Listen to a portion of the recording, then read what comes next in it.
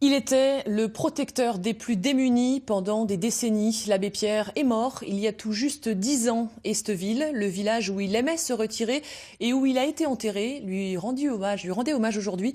Une marche commémorative et une messe auxquelles ont participé des compagnons de longue date de ce grand humaniste, mais aussi ceux qui ont eu la chance de croiser sa route. Emmanuel Partouche, Jean-Marc Pitt et Olivier Vincent.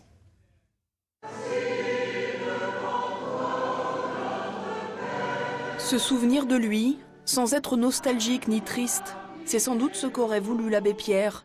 Une journée de commémoration qui permet à chacun de partager son histoire, comme Annie Porte, dont les parents sont les premiers à avoir été relogés par l'abbé.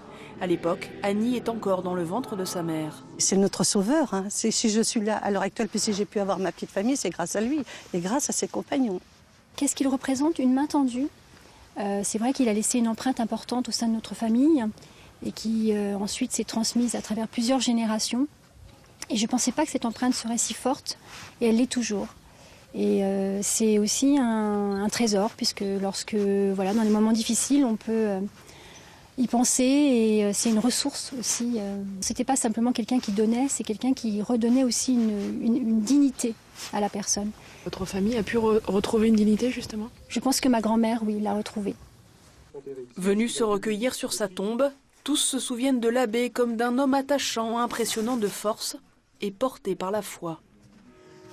Normalement, il n'aurait rien pu faire. Il était malade, il était tout le temps alité, tout le temps avec des dépressions, tout le temps. Normalement, un type comme ça n'aurait jamais rien pu faire.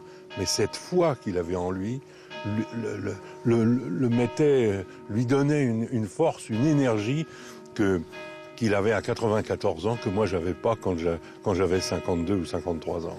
Que ta volonté soit faite sur la terre comme au ciel.